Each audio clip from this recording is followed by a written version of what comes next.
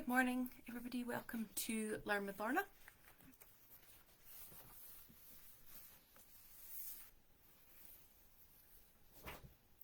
So welcome to this week's episode of Learn with Lorna, episode 157, where we will be looking at stories from Dingwall.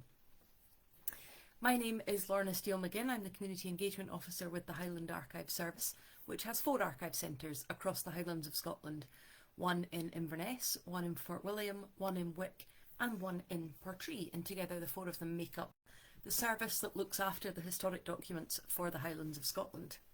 This series is brought to you by High Life Highland at no cost to the viewer.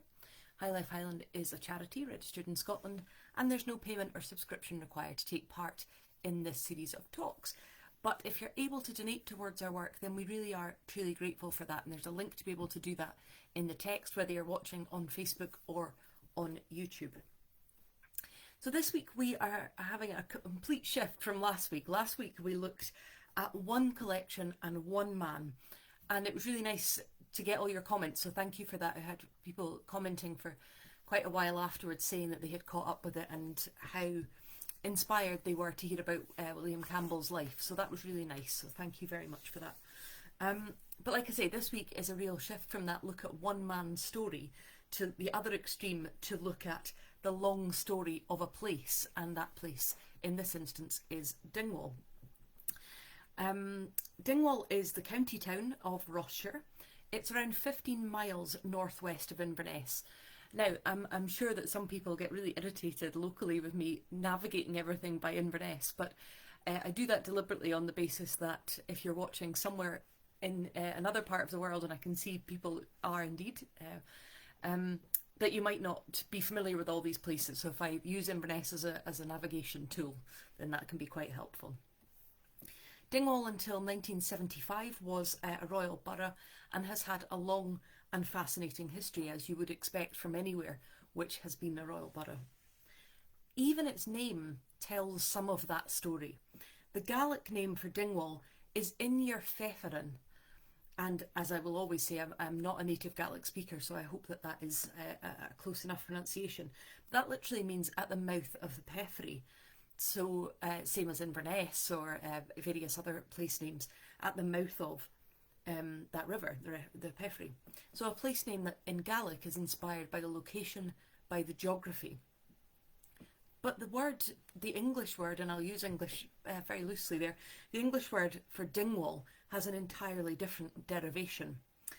In the first statistical account, which was written in 1792, it was initially suggested that the place name of Dingwall maybe originated from Digma Vallis and was connected to the richness and the fertility of the ground and the land in that parish. And so that was all that was recorded in the first statistical account. But by the time of the second statistical account, written in 1845, an alternate theory was thought to be more likely, and this is the one that we now tend to think of, that the name instead derived from Old Norse Thingvoller, which translates as something like the field of the meeting, the seat of justice, something around that. And a thing, funny to think that a thing was a very specific classification of something as opposed to a general word as we use it for now, but a thing was a place where people could come together to settle disagreements. And I wanted to share with you an extract from the fantastically named website Thing Sites. This is a project, a Northern Periphery project with partners right across Scandinavia, across the Highlands and Islands and the Isle of Man. And this really gives a great description of what a thing was and why that might have become incorporated in the place name of Dingwall. Things, from the Old Norse thing, with thorn, are the early assemblies found throughout Northern Europe as a result of our shared Norse heritage. They have been described as the Viking cradles of democracy because their establishment was an early attempt to introduce a representative system, allowing disputes to be settled in neutral forum rather than by blood feud or violence alone. The importance and success of the system led to it being transported from the Scandinavian homelands to Viking colonies throughout Northern Europe, we can identify many sites by their thing, ting, ding or fing place names.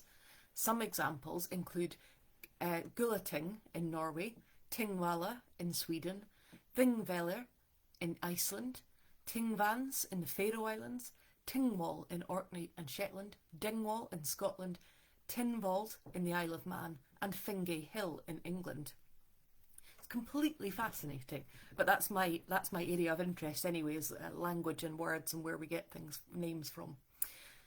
When the Vikings and early Norse settlers arrived in a new place, they brought with them their customs and their legal systems. Political decisions were made at the Thing, laws upheld and disputes settled. Proceedings were overseen by the local ruler and the law speaker, judge, whose job was to memorise and recite the law. At some things, known as Althings, any free man was entitled to vote. At others, law things, the Crown and local communities acted together to interpret the law. The Thing was also a focus for religious activity as well as trade and exchange. So it goes on to explain, if any of you who are familiar with the Isle of Man will know that the Manx Parliament, known as the Tynwald, still holds a midsummer court around Tynwald Hill. It finishes, today at a time of increasing internationalism and globalisation, the Thing story is a reminder of an age-old need for robust legal systems and open debate, and the importance of trying to solve conflict without violence. So really, really interesting to think that Dingwall has its root in that. And it makes sense because one of Dingwall's early populations is believed to have been Vikings, possibly led by Thorfinn the Mighty, although not the earliest population in the area, but I'll come back to that. And incidentally, if you're interested in following this up, it's believed that Dingwall's Thing, the place of justice, was situated now where the Cromarty Memorial car park is, right in the centre of town, near Tesco. So, interesting start to where that name came from. Much of the evidence of the Vikings' presence in this area comes from place names such as Dingwall.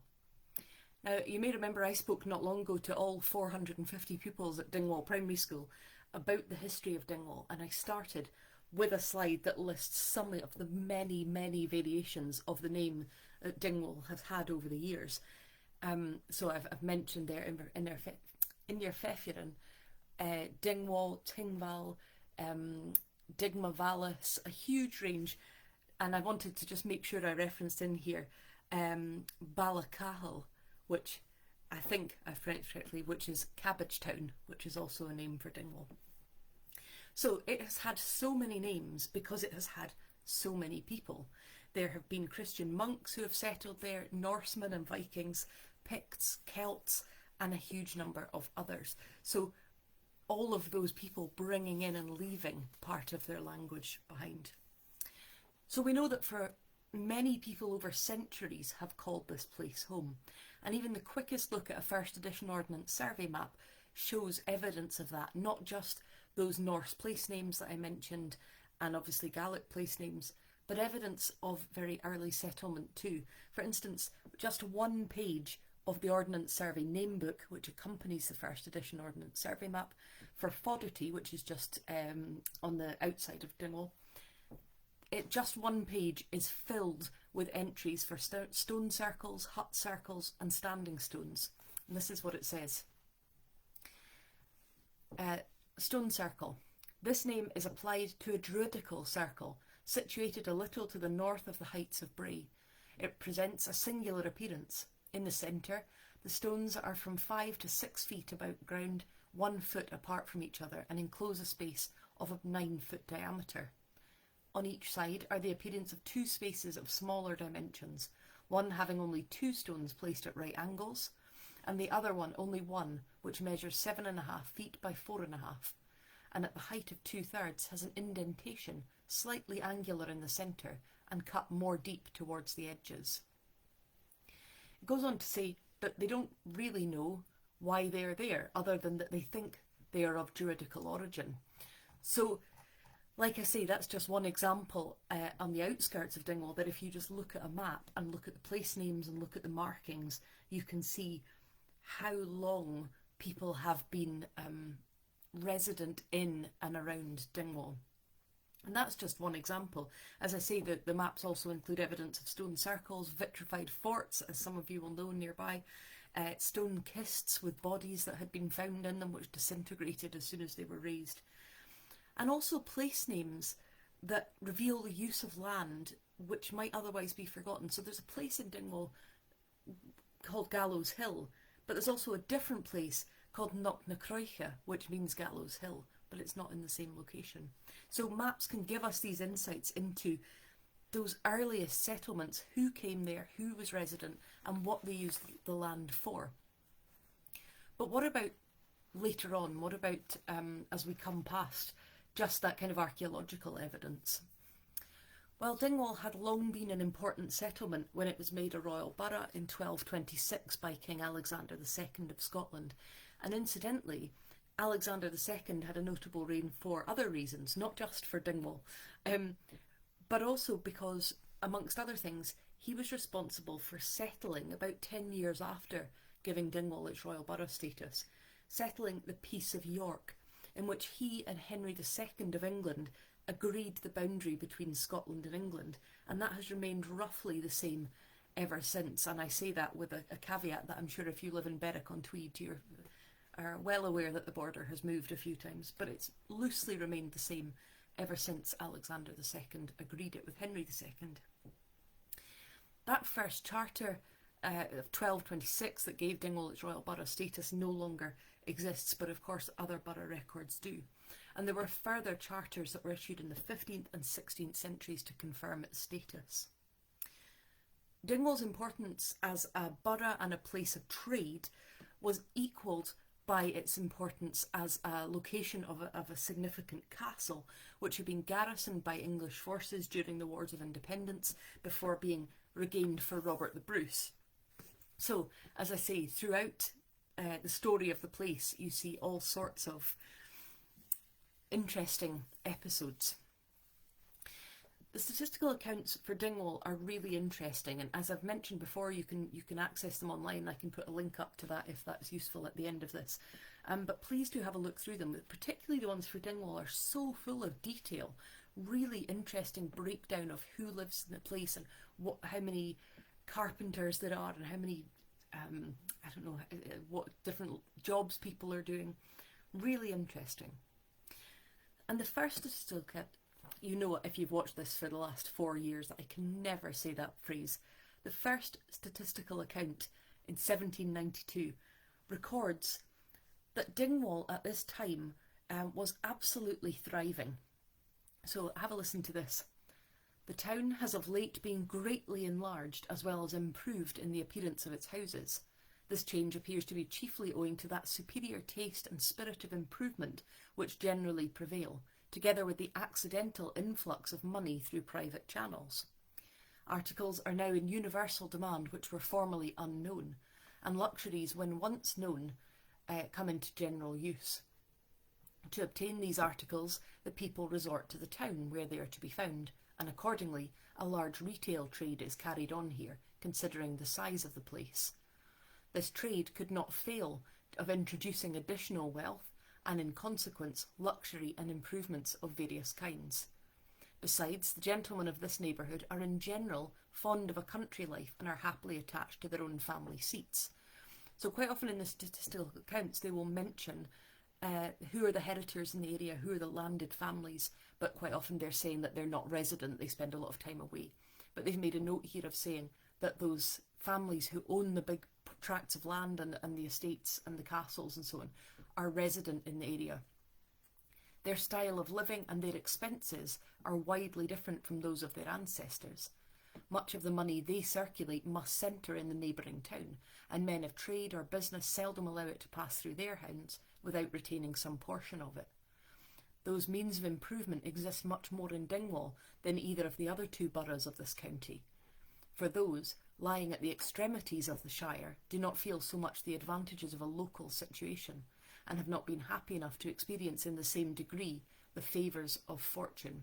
Of the three boroughs, Dingwall is accordingly by much the most flourishing. So, a brilliant location. That's what they're saying. It's in the middle of the county.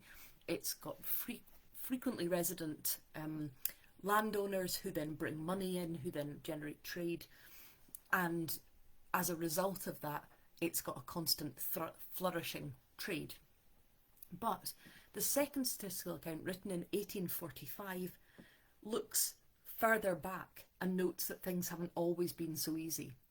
It says, Dingwall would seem in the course of its history to have suffered various changes of fortune and to have passed through different stages of prosperity and decline.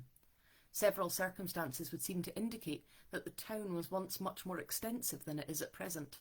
Pavements have been dug up and traces of building discovered running in a southeasterly direction and considerably beyond the present limits of the town.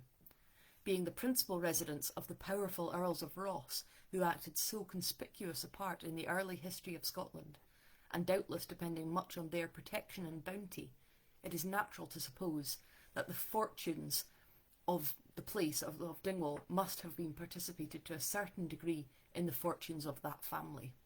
Accordingly, we find that on the extinction of the earldom by forfeiture in 1476, the affairs of the borough suffered a rapid decline, from which it did not a long time recover, the inhabitants loudly complaining that their trade had almost totally disappeared. So interesting again that so much of our history has been dependent on whose side you're on. And so they're saying there that it went against them when the Earls of Ross, they had their land forfeited. It meant that Dingwall suffered. But then by the time of the 1700s, that's reversed and the place is full of trade and business again. So far we have had Vikings, Picts, Celts, Earls, troops, traders. There have been highs and lows and booms and busts. And largely that's been a story of the great and the good, because they have been the ones who have had the power to influence the fortunes of the town.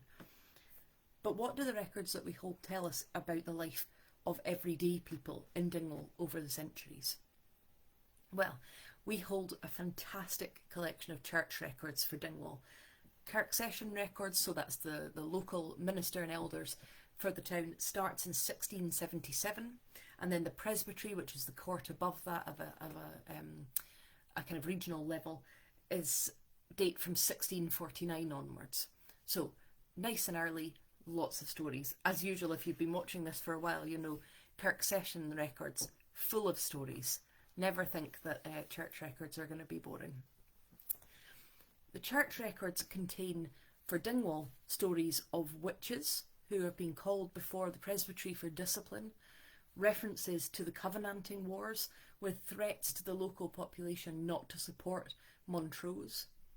There are prayers mentioned in the presbytery records for the state of the people of God in Ireland and England, and mention in 1650 of the great danger being brought upon the area by the approach of sectarian forces.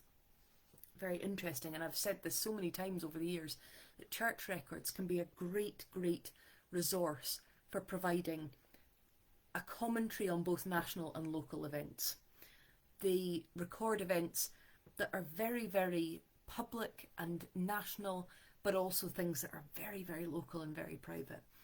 So for instance, the build-up to the 1745 Jacobite Rising is reflected in the presbytery's minutes, with an entry in 1743 recording the presbytery's concerns about the state and growth of popery in their bounds. They're talking about the presence of Mr. John Farquharson, who was a Jesuit priest, and also of Alexander Cameron, brother of Lochiel, in the area, and their concerns that Catholicism will spread.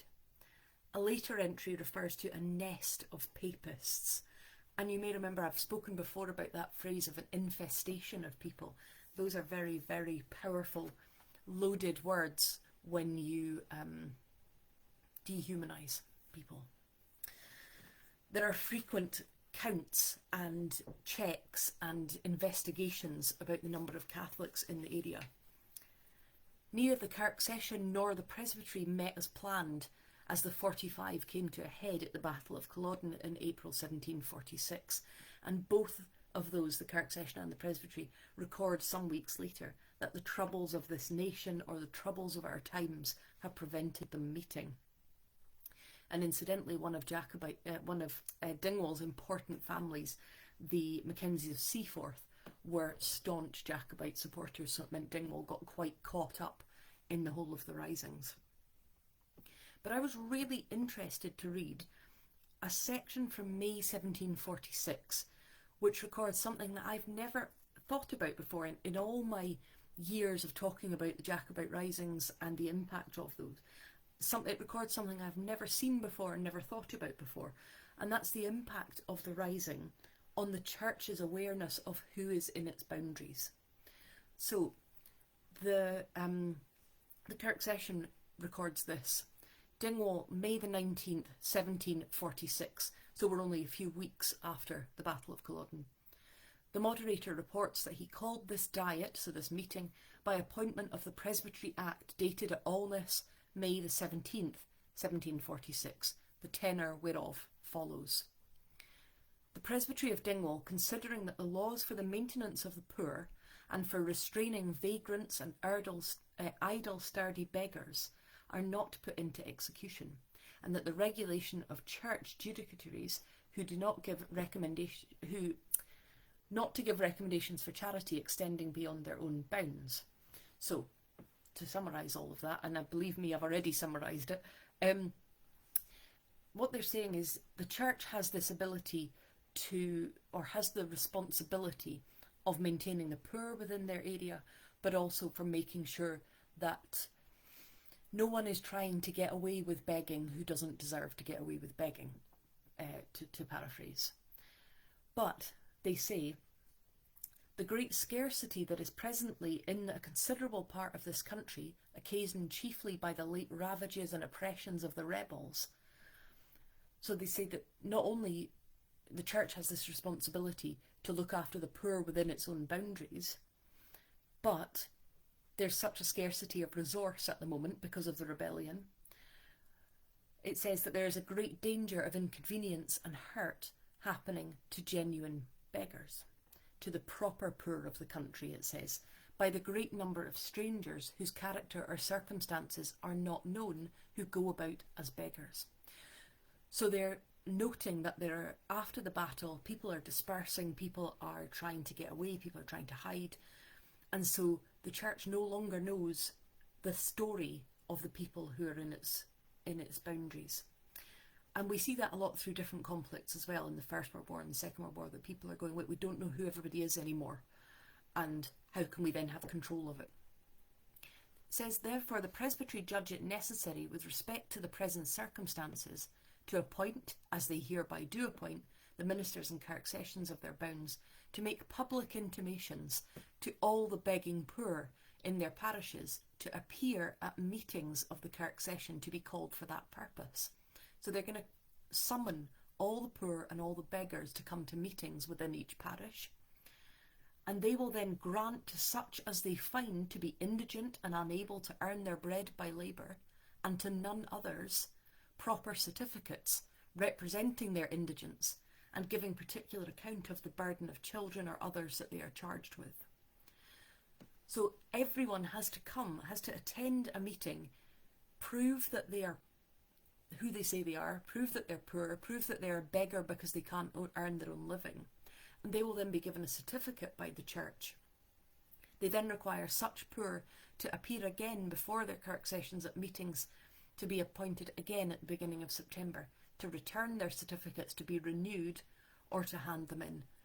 In the most earnest manner, we encourage you not to encourage idle beggars by giving aliment to anyone who has not got a certificate. So again, the church really trying to control, to use its resources to the people, give its resources to the people within its own boundaries, but also to not accidentally help Jacobite supporters, because they are opposed to the Jacobite supporters. So something I hadn't thought about before, that the impact of people fleeing after Culloden was that the churches were suddenly going, well, we can't help everybody, how are we going to make sure we help the people that need it? We're going to issue certificates to people. Very interesting. Like I say, and a very local consequence of a hugely important national European event. But as I mentioned, church often has the very public to the very private, and this is an entry from the same period. Anne Maguire, being summoned, called, appeared, and being interrogated, adhered to her former confession and further confessed that this was a trilapse in fornication, so third time that she's been guilty of fornication. The session, having seriously dealt with her, referred her to the presbytery for censure and summoned her to the next presbytery on the 7th of next month. The next one says, Catherine Nidonachie Gow.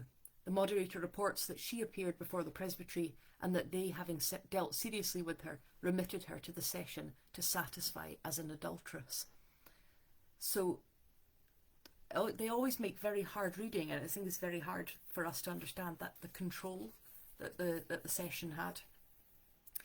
It then goes on to say a delation is brought in against Murdoch Mackenzie. Now I looked up the word delation to make sure I had the exact derivation of it, and it means an accusation usually brought about by an informer, and I thought that was particularly telling. So a delation is brought in against Murdoch Mackenzie in this town, bearing upon that upon the second Sabbath of this month, being the 8th day, he was found cutting and stealing kale out of his neighbour's garden. The session appoints to summon him.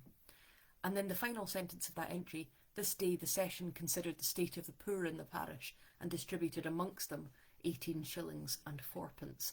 So a really good example of just the range of things that the church had control over. Incidentally, the Kirk session records for Dingwall are particularly interesting because they contain a wealth of other papers. Letters from other parishes about discipline, letters relating to the Royal Edinburgh Workhouse and the Lunatic Asylum, papers relating to the infant school and the recruitment of teachers and ministers. So a really interesting array of papers. And as I say, illustrating the influence and the power that the church had over huge aspects of people's lives. So if the church there are looking into the theft of kale from somebody's garden, if they have that responsibility, where's civil power coming into this? Where are the MPs, the local government, and so on? Well, and I'm conscious of the time, but I'm certainly not going without telling you this story. Dingwall has had some very dramatic episodes in the area of civil history as well, and of local government. This is a document which actually comes from our Inverness Borough papers, but is about Dingwall. It's 4 sides long, and if you're interested, let me know and I'll post the whole document at the end of this. But I wanted to just read out some snippets from it. So it's entitled, Memorial for the Magistrates and the Town Council of the Borough of Dingwall to be laid before the City of Edinburgh and the several other boroughs of Scotland. So they're writing a memorial. They want this to be sent to Edinburgh, but also to the other boroughs in Scotland for support. At the election of the council in September 1739, Munro of Kilcairn and Munro of Kilhone were removed, and this was perfectly in order. The arrangement of the town council meant that every time it was renewed, 2 people could be removed and replaced. But in the removing of these 2 Munros, great offence was taken by Sir Robert Munro of Fowles, who was then the Provost of Dingwall, despite the fact that theoretically the election was open and this was a decision that the town council could take. It goes on to say, some short time preceding the last meeting for election, Sir Robert had uttered several threats and had even proceeded so far as to write a letter to Kenneth Bain of Tulloch, renewing those threats in case the council should continue resolved not to renounce the freedom of election and, right or wrong, restore his friends. So he wants these 2 people put back into control, and he's threatening the council to if they don't do that. The gentlemen who were threatened, it says that the gentlemen who these threats were levelled against refused to back down. They said they stood by their decision to make these 2 stand down. And so the document continues. So sincere and honest a declaration, so that's the these men saying, no, we're not backing down on our decision to remove Kilcairn and Kilhone. So sincere and honest a declaration occasioned one of the strongest attacks that perhaps was ever known to have been made on the freedom of election and the liberty of a royal borough.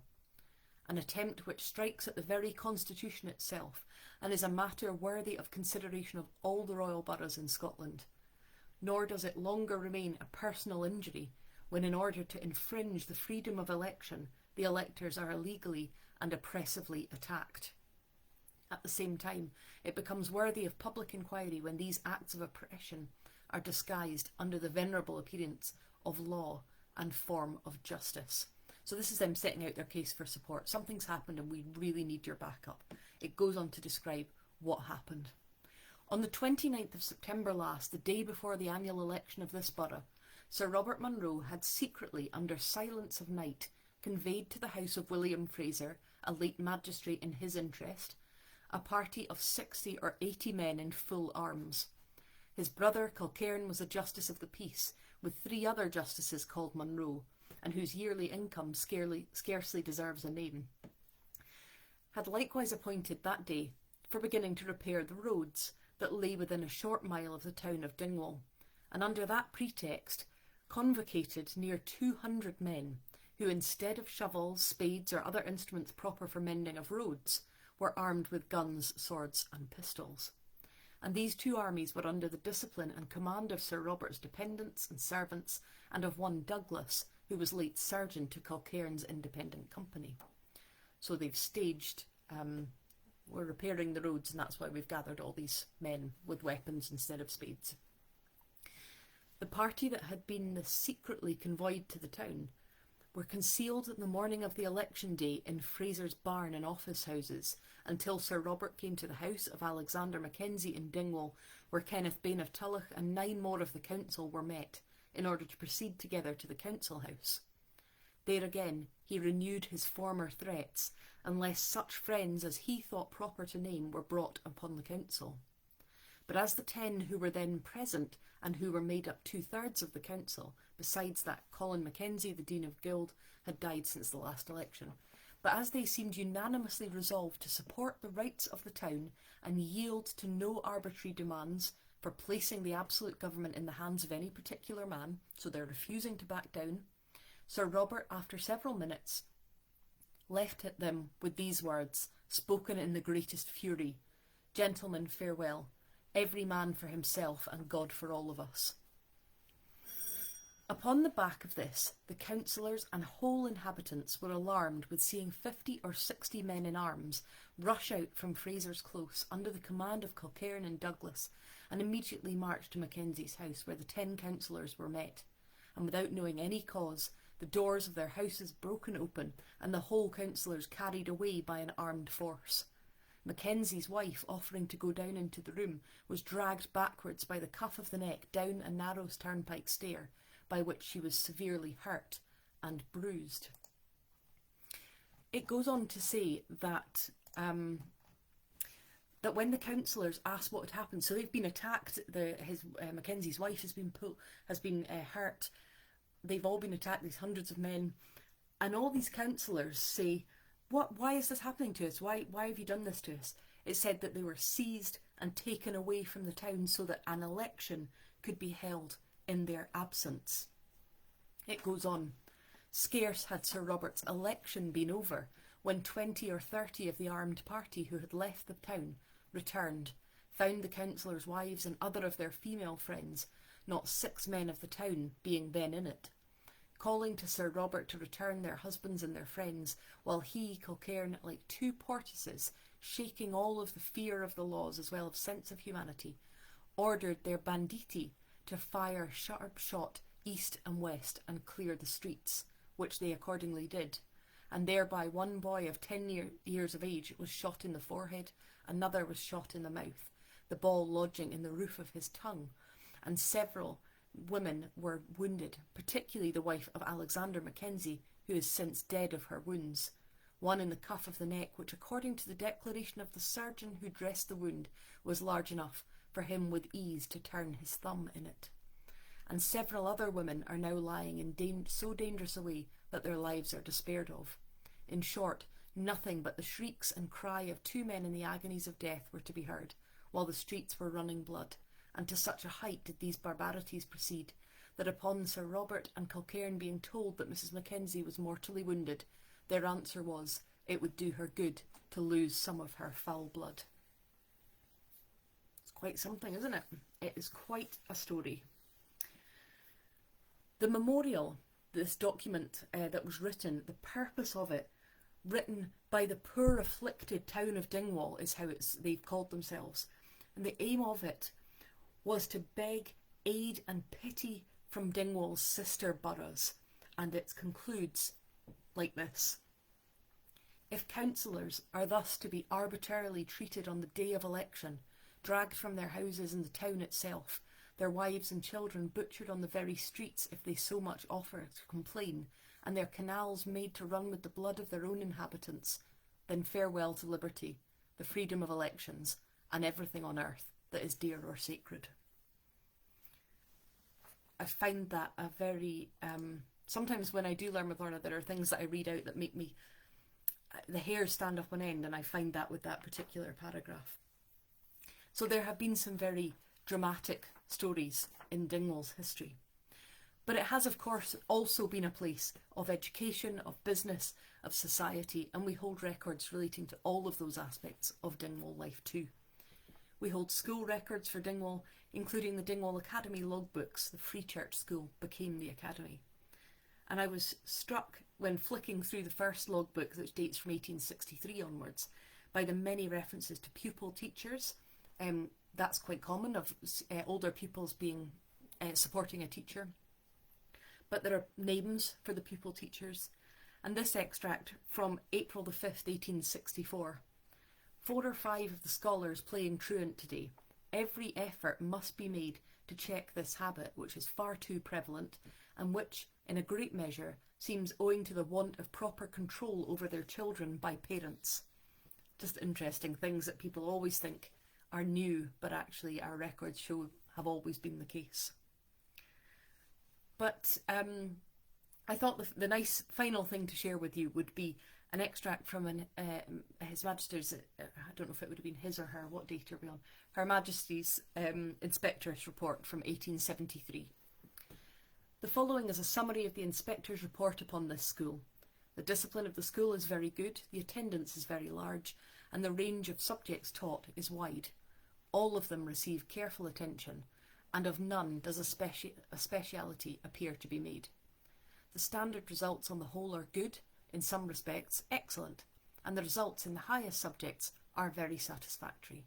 The first standard, good throughout, reading of the second, good, arithmetic fair, copying correct but writing should be larger, dictation of the third, pretty good, arithmetic very good, reading pretty good, feel like I'm doing the shipping forecast here, arithmetic of higher standard excellent, reading of the 4th and 5th standards good from some pupils, others not so accurate, vulgar and decimal fractions good, history good from those that answered but the number should be larger, grammar including analysis good, geography fair, Latin and French good, but in translating from the French the idiom of that language is sometimes too closely followed.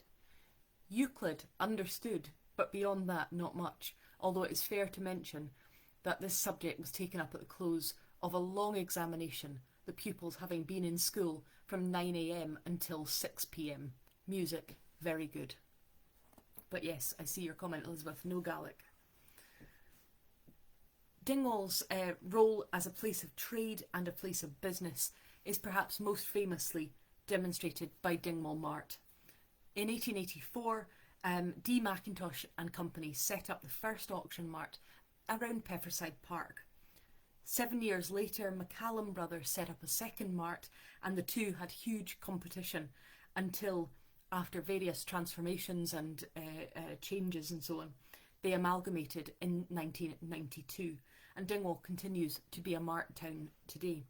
And when I spoke to those pupils at Dingwall Primary, I was really, really interested to note that the pupils are still incredibly proud of Dingwall Mart. All of them talk about it. All of them in every class that I spoke to, and I spoke from primary 1 through to primary 7, and all of the pupils spoke to me about the mart. But interesting as well that in most of those classes, the teachers, if they were of a certain age, remembered, had really great memories of mart days and of the animals being driven down the streets and so on. And we hold some great photos of the mart and the animals passing through Dingwall streets on Ambala, and also documents about that within D1237, the Highland Livestock Heritage Society collection. Society in Dingwall is represented in our collections through various items, including the wonderful D448/5, the enormous scrapbook of Mary Gwendolyn Mackenzie, who married Duncan Davidson of Tulloch. And that contains newspaper cuttings about local events, photographs of the Tulloch estate and Dingwall, and a wealth of other material, including the wonderful Lady Constance Mackenzie, who I've possibly told you about before. I'm sure I must have mentioned Constance. I don't have time to talk about Constance now, but she's a marvellous woman. Tulloch Castle, incidentally, where the couple lived, is now a luxury hotel overlooking Dingwall. So Jen, if you do decide to put Dingwall on your list, there are some lovely hotels. So there are so many stories that I could have shared. If you're from Dingwall and you're going, oh, why didn't she talk about whatever? I only have a short time. I've already gone way over it. But there are so many stories I could have shared from Dingwall. But if you've got stories that you think deserve to be known, please put them in the chat and other people will see them there. I hope you've enjoyed this week's episode. It was good fun to write. Some very moving bits, some very disturbing bits, some very thought-provoking bits. But I hope you've enjoyed it. The next 2 weeks, I'm afraid, will be pre-recorded as I'm hosting events for the Inverness Men's Shed and then Milburn Academy. So there will be 2 that are pre-recorded, and then hopefully we'll be back on live all the way through the rest of the year. It's just so incredibly busy at the moment. I just seem to have 4 or 5 events every single week. So forgive me for the next 2 being pre-recorded, but it's because I'm working on something else instead. Next week, we'll be looking at stories from the Caithness police records, so I hope that you can join me for that. I will share that document about the events of the Dingwall election. I'll put that up in the next 10 minutes or so. But thank you very much for joining me, and a reminder that this series is brought to you by High Life Highland at no cost to the viewer. That High Life Highland is a charity registered in Scotland, and there's no payment or subscription required to take part in this series of events. But if you're able to donate towards our work and help us continue to do all the things we do, then we really would be grateful for that. Thank you very much, and see you soon.